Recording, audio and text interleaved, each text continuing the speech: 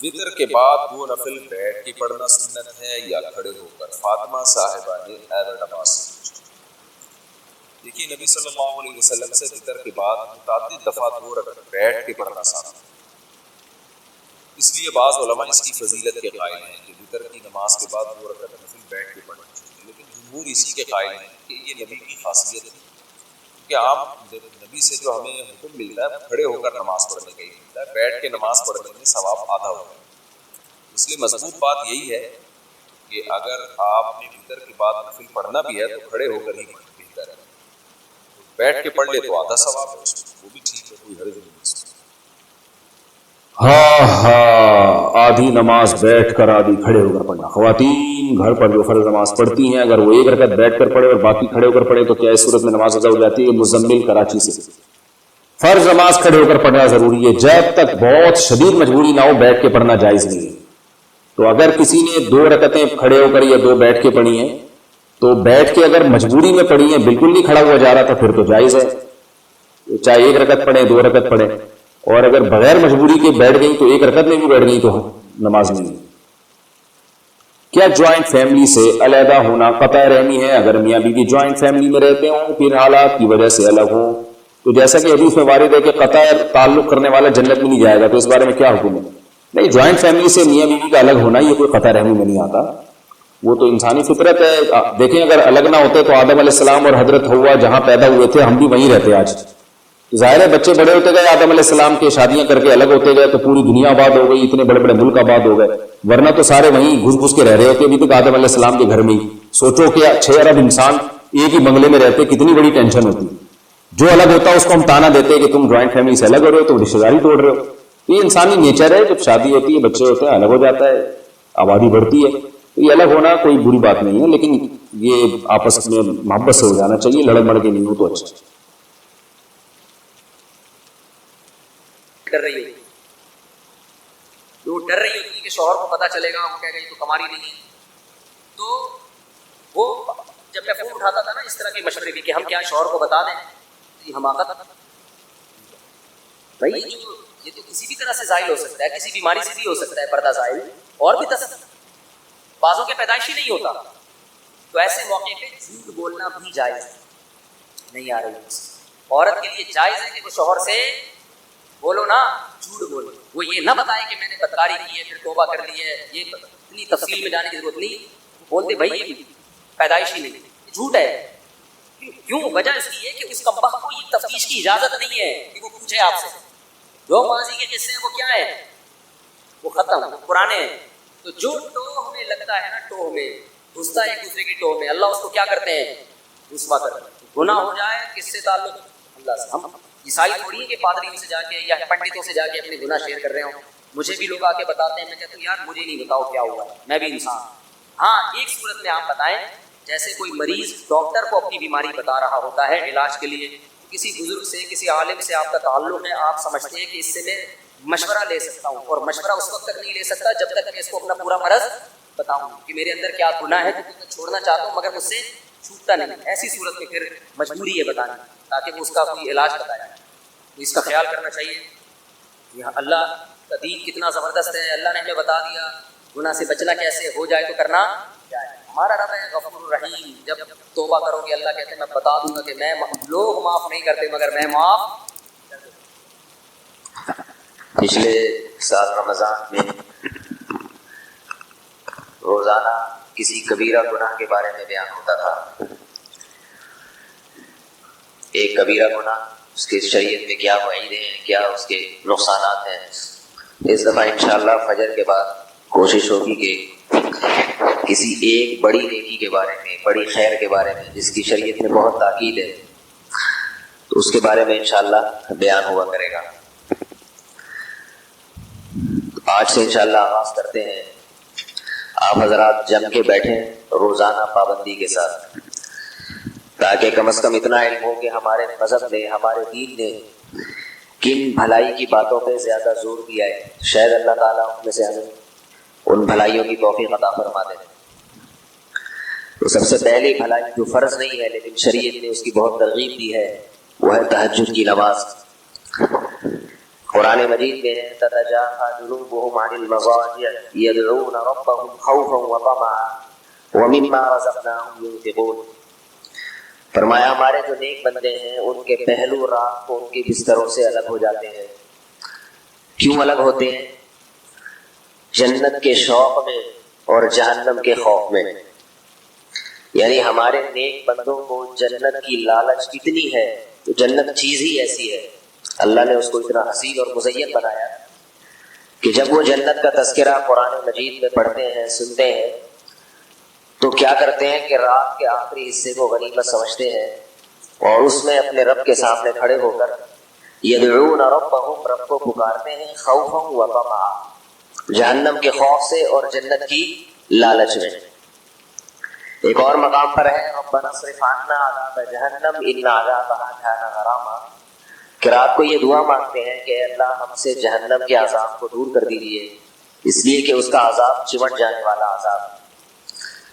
تو قرآن مجید میں بہت سارے مقامات پر تہجد کی نماز کی بے پناہ فضیلت وارد ہوئی، اور احادیث میں آپ صلی اللہ علیہ وسلم کا اپنا عمل تو سب کو معلوم ہے کہ کھڑے کھڑے آپ صلی اللہ علیہ وسلم کے پاؤں مبارک سوج جایا کرتے تھے.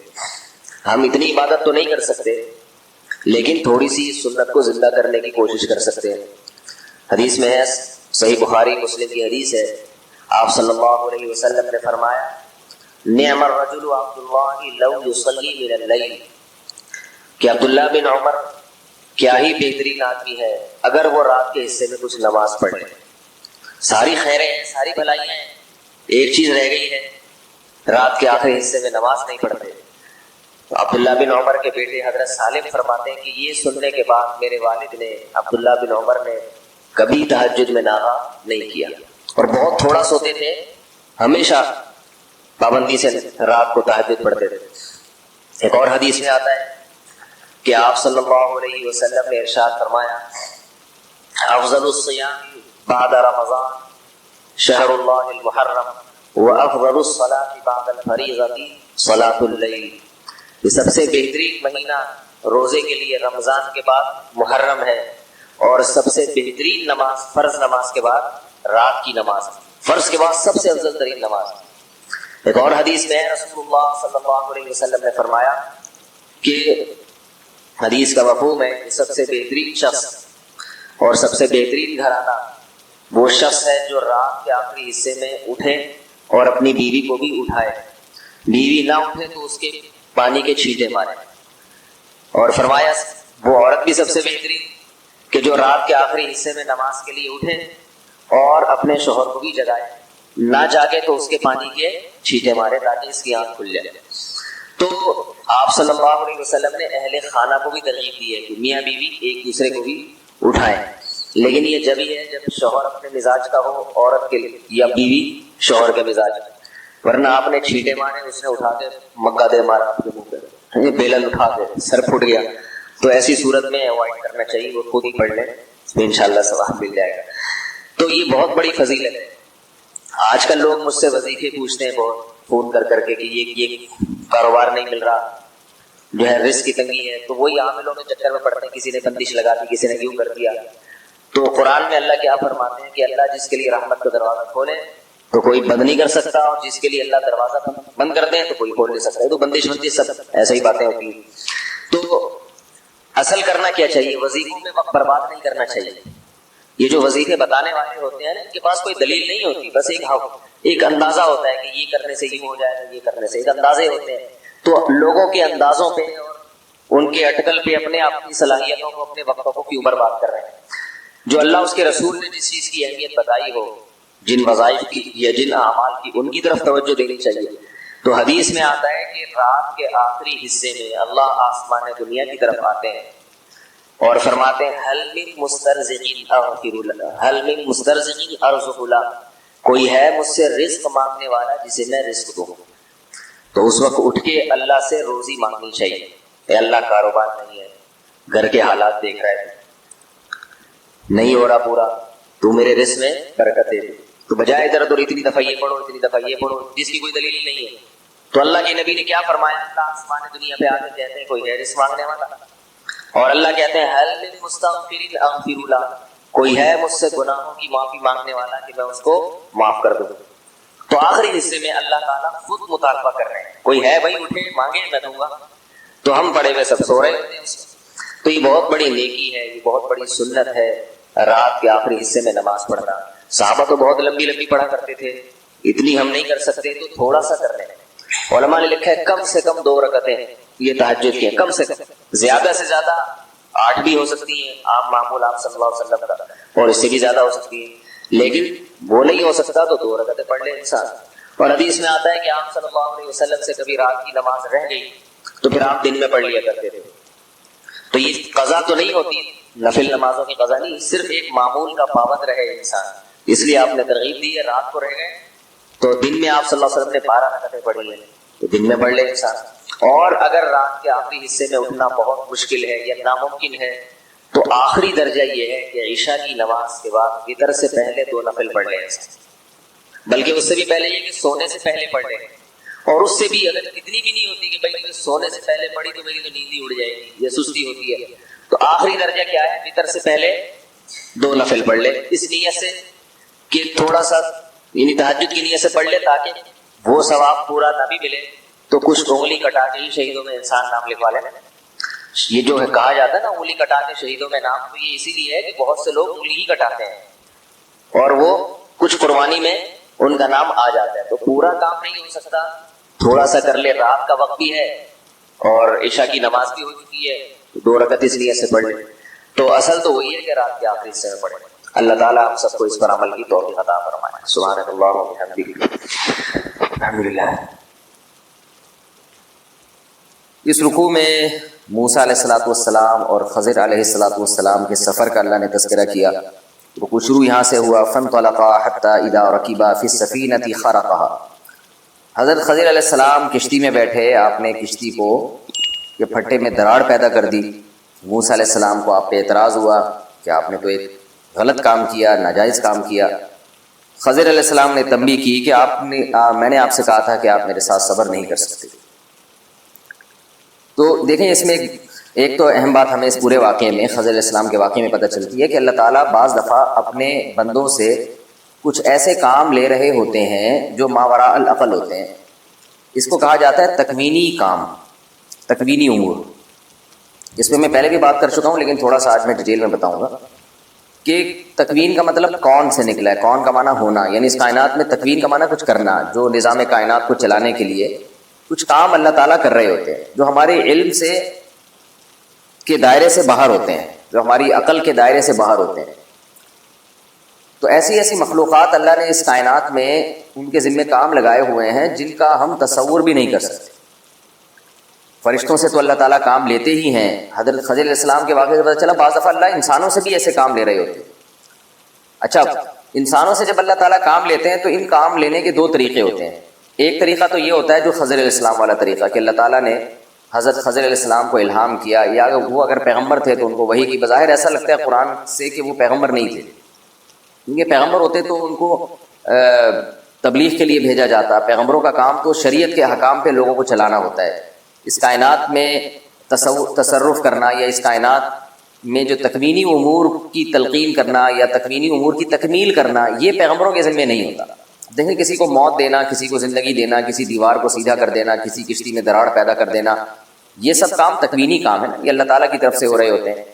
تو کبھی فرشتوں کے ذریعے اللہ یہ کام دے رہا ہوتا ہے، کبھی اللہ تعالیٰ انسانوں کے ذریعے، تو یہ تکوینی کام پیغمبروں کے ذمہ نہیں ہے۔ تو اسی سے بھی استدلال کیا ہے، یہ قرینہ ہے کہ خضر علیہ السلام اللہ کے پیغمبر نہیں تھے بلکہ کوئی ولی اللہ تھا۔ تو میں عرض کر رہا تھا کہ دنیا میں جو نظام کائنات چلتا ہے، کسی کو موت دینا، کسی کو زندگی دینا، کبھی ایسا ہوتا ہے کہ آپ جا رہے ہیں اور آپ نے ٹرین میں بیٹھنا ہے لیکن کسی بھی وجہ سے آپ کا سفر کینسل ہو گیا، کوئی فون آ گیا آپ کے پاس کسی کا، آپ کا سفر کینسل ہوا، پتہ چلا جی اس ٹرین کا حادثہ ہو گیا، آپ بال بچ گئے، آپ بھی چلے جاتے ہیں۔ ہمارے ایک ریلیٹو تھے، ان کی فلائٹ تھی بہت پرانا واقعہ ہے یہ، ہمارے بچپن کا واقعہ ہے۔ تو سعودی عرب سے آ رہے تھے، تو جس فلائٹ سے جانا تھا نا، ان کا آنے جانے کا ریٹرن ٹکٹ ہوا ہوا تھا، اچانک کوئی کام پڑا اور وہ رہ گئے، لیکن اس فلائٹ سے پھر جو لوگ بھی آئے اور گئے تو وہ شہید ہو گئے بیچارے، کیونکہ فلائٹ کو حادثہ ہو گیا، تو اللہ نے ان کو بچا لیا۔ تو یہ سارے ایسے غیب میں کے پردوں میں ایسے کام ہو رہے ہوتے ہیں، ہمیں نہیں پتا ہوتا کہ کون کر رہا ہے۔ تو اللہ تعالیٰ یہ کام فرشتوں سے بھی لے رہے ہوتے ہیں۔ فرشتہ آپ کے دل میں الہام کر دے گا کہ تم یہ سفر کینسل کر دو، بلا وجہ آپ سفر کینسل کر دو گے اور پتہ چلے گا جی اس گاڑی کو حادثہ ہو گیا اور آپ بال بال بچ گئے. تو ایک تکوینی کام ہے نا, اللہ تعالیٰ آپ کو زندہ رکھنا چاہتے تھے کسی بھی مسئلہ سے, تو آپ کے دل میں کسی فرشتے نے بات ڈال دی. تو یہ کام انسانوں سے بھی لیے جا رہے ہوتے ہیں اور فرشتوں سے بھی. پھر جو انسانوں سے کام لیے جا رہے ہوتے ہیں ان کی دو قسمیں ہیں. ایک قسم تو یہ ہے کہ خود اس انسان کو پتا ہوتا ہے کہ اللہ مجھ سے یہ کام لے رہے ہیں, جیسے خضر علیہ السلام کو پتا تھا کہ میں اس بچے کو قتل کر رہا ہوں, اللہ کے حکم پہ قتل کر رہا ہوں, اور اس لیے کر رہا ہوں کہ یہ بچہ خود بھی نافرمان ہوگا اور ماں باپ کو بھی ستائے گا, تو یہ ماں باپ کے لیے فائدہ اسی میں ہے کہ اس بچے کو مار دیا جائے. تو خضر علیہ السلام نے اپنے اختیار سے یہ کام کیا. اور بعض دفعہ اللہ مخلوق سے کام لے رہے ہوتے ہیں, مخلوق کو خود پتہ نہیں ہوتا کہ ہم سے اللہ یہ کام لے رہا ہے. مثال کے طور پر کسی کا سفر تھا اور اللہ کے علم میں یہ بات تھی کہ اس جہاز کو حادثہ ہو جائے گا یا اس ٹرین کو حادثہ ہو جائے گا یا بس کا ایکسیڈنٹ ہو جائے گا, ان سب کی موت لکھی ہوئی تھی, لیکن اللہ نے آپ کو بچانا تھا. تو اچانک اللہ آپ کے دوست کے دل میں یہ بات ڈالتے ہیں کہ تم اس کو فون کر کے سفر سے روک لو. اس دوست کو نہیں پتا ہوتا, لیکن وہ آپ کو فون کرتا ہے اور کوئی کام آپ کے ذمہ لگا دیتا ہے یا کہیں انوائٹ کر لیتا ہے اور آپ کا وہ سفر رہ جاتا ہے. تو اللہ تعالیٰ نے کیا کیا, آپ کے دوست کے دل میں یہ بات ڈال دی کہ بھئی تم اس کو جانے سے روک دو. اب اس دوست کو نہیں پتا کہ میں یہ کیوں کر رہا ہوں, وہ تو یہ سمجھ رہا ہوتا ہے کہ میں اس کو اپنی دعوت میں انویٹیشن کے لیے اس کا سفر کینسل کروا رہا ہوں یا ویسے ہی کروا رہا ہوں. لیکن اللہ حقیقت میں اس سے کام لے رہے ہوتے ہیں کہ اللہ نے اس کو ابھی زندہ رکھنا ہے, اس کو حادثے سے بچانے کے لیے اللہ نے اس کے دوست کے دل میں الہام کیا اور اس کے دل میں خیال ڈالا ہے کہ اپنے دوست کو وہاں جانے سے روک لو. تو یہ اس کائنات میں نا اس طرح بہت کچھ ہو رہا ہوتا ہے. تو خضر علیہ السلام وہ ولی تھے جن کے ذریعے اللہ تعالیٰ اس کائنات میں کچھ تصرف کے کام لے رہا تھا. تو اسی بیس پر بعض علماء کا یہ نظریہ ہے کہ صرف یہ خضر علیہ السلام کی خاصیت نہیں ہے, بہت سے اولیاء اللہ دنیا میں ایسے ہوتے ہیں جن سے اللہ تعالیٰ کام لے رہے ہوتے ہیں. تو یہ یہاں تک تو عقیدہ ٹھیک ہے, اس میں کوئی خرابی نہیں ہے. اگر کسی کا یہ عقیدہ ہے کہ خضر علیہ السلام کے علاوہ بھی کچھ لوگ ایسے ہیں جو دنیا میں جن سے اللہ کام لے رہا ہے, تو نہ اس کے ثبوت پر شریعت میں کوئی دلیل ہے, نہ اس نظریے کے غلط ہونے پر شریعت میں کوئی دلیل ہے. جیسے اللہ خضر علیہ السلام سے کام لے سکتا ہے تو کسی اور ولی اللہ سے بھی لے سکتا ہے, اس میں کوئی اللہ پہ کوئی پابندی نہیں ہے. تو یہ تو عقیدہ ایسا ہے, خضر علیہ السلام کے علاوہ کے بارے میں اگر آپ یہ عقیدہ رکھتے ہیں تو نہ اس عقیدے کے صحیح ہونے کی دلیل نہ غلط ہونے کی دلیل. اور جب شریعت کسی عقیدے کے بارے میں خاموش ہو تو نہ اس عقیدے کے رکھنے والے کو ہم گمراہ کہہ سکتے ہیں, نہ اس کی مخالفت کرنے والے کو ہم گمراہ کہہ سکتے ہیں. تو بعض علماء کا یہ عقیدہ ہمیشہ سے رہا ہے کہ خضر علیہ السلام کے علاوہ بھی دنیا میں بہت سے اہل اللہ ایسے ہیں جن سے اللہ تعالیٰ اس کائنات میں کچھ کام لے رہے ہیں. لیکن ایک بات خوب سمجھ لیں کہ ایک ہے اللہ تعالیٰ کا کسی ولی کے ذریعے کچھ کام لینا, یہ شرک نہیں ہے. کیونکہ اگر یہ شرک ہوتا تو پھر خضر علیہ السلام کے بارے میں یہ نظریہ رکھنا کہ وہ کائنات میں تصرف کر رہے تھے تکوینی امور میں, تو یہ نظریہ بھی شرک ہو جائے گا. اور ظاہر ہے قرآن شرک کو پروموٹ نہیں کر سکتا, وہ بات نہیں کر سکتا جس سے شرک پھیلے. تو خضر علیہ السلام کے بارے میں ہمارا عقیدہ کیا ہے کہ آپ کے پاس اختیارات نہیں تھے, جب اللہ نے جو کام آپ کے ذمہ لگایا آپ نے کر دیا. تو یہ سب کچھ اللہ کے حکم پہ ہو رہا تھا, اس لیے مدد اللہ سے مانگی جائے گی, خضر علیہ السلام سے نہیں مانگی جائے گی. اس دور میں بھی جب خضر علیہ السلام حیات تھے, زندہ تھے. تو اگر کسی ولی کے ذریعے اللہ کام لے رہا ہے تو وہ اللہ تعالیٰ ایسے کام لے رہا ہے جیسے کاتب کے ہاتھ میں بار بار مثال دیتا ہوں قلم ہے, آپ جدھر کو چاہے گھما دیں اس کو, تو پکارا جو جائے گا, مدد جو طلب کی جائے گی وہ کاتب سے کی جائے گی, رائٹر سے کی جائے گی, قلم کو نہیں کہا جائے گا. کیونکہ قلم کہے گا بھائی میں نہیں لکھ سکتا, مجھے تو جہاں گھماؤ گے میں وہاں کو گھوموں گا, میرے ذریعے سے تو لکھا جاتا ہے لیکن میں خود نہیں لکھتا. تو اسی طرح یاد رکھیں خضر علیہ السلام یا کسی کے ذریعے بھی اللہ جب کوئی کام لیتا ہے اس کائنات میں, کوئی تصرف کا کام لیتا ہے, تو وہ ولی محض مجبور ہوتا ہے, اللہ کے حکم کے آگے پابند ہوتا ہے, وہ خود کچھ نہیں کر سکتے. لہذا ایسے موقع پہ کسی ولی اللہ سے مدد مانگنا اگر آپ شروع کر دیں کہ خضر علیہ السلام کسی کو قتل کر سکتے تھے یا کشتی میں درار پیدا کر سکتے تھے, تو فلاں ولی اللہ مجھے اولاد بھی دے سکتا ہے. اگر آپ نے ولی اللہ سے اولاد مانگنا شروع کر دی یا یہ کہنا شروع کر دیا کہ میری بگڑی بنا دیں یا میرے مسائل حل کر دیں, تو یہ خالصتاً کفر اور شرک ہے. کیونکہ ما فوق الاسباب کے اختیارات اللہ نے کسی کو بھی نہیں دیے.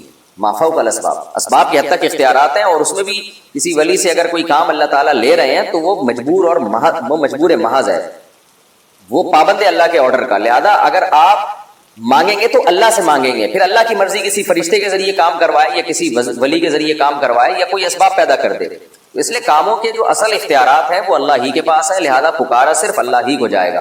تو خضر علیہ السلام کے اس عقیدے سے, چونکہ بعض صوفیوں نے شرک بھی پھیلایا جو جاہل قسم کے صوفی تھے, اور انہوں نے یہ کہا کہ جیسے خضر علیہ السلام سے اللہ نے اتنے سارے کام لیے تھے تو فلاں ولی اللہ سے یا ہم سے بھی اللہ بہت سارے کام لیتا ہے, ہمیں بھی اللہ نے اختیارات دیے ہیں. تو پھر اس کا نتیجہ یہ نکلتا ہے کہ لوگ کہتے ہیں کہ بھائی ہم ان بزرگوں سے مانگیں گے, تو یہ خالصتاً شرک ہے جس کی قرآن میں جگہ جگہ نفی ہے. تو یہ خوب اچھی طرح سے سمجھ لیں. تو ایک بات تو یہ ہو گئی. دوسری اہم بات جو اس سے ہمیں پتہ چلتی ہے، اچھا یہ بھی ذہن میں رکھیں، خضر علیہ الصلوۃ والسلام کیا زندہ ہیں اب؟ اس پر بھی شریعت میں کوئی دلیل موجود نہیں ہے۔ بعض لوگوں کا یہ عقیدہ ہے کہ بعض صوفیہ کرام ایسے گزرے ہیں جو بڑے اللہ والے بزرگ بھی تھے کہ ہم نے خضر علیہ السلام کو دیکھا ہے، فلاں مقام پہ دیکھا، فلاں مقام پہ دیکھا، تو اس لیے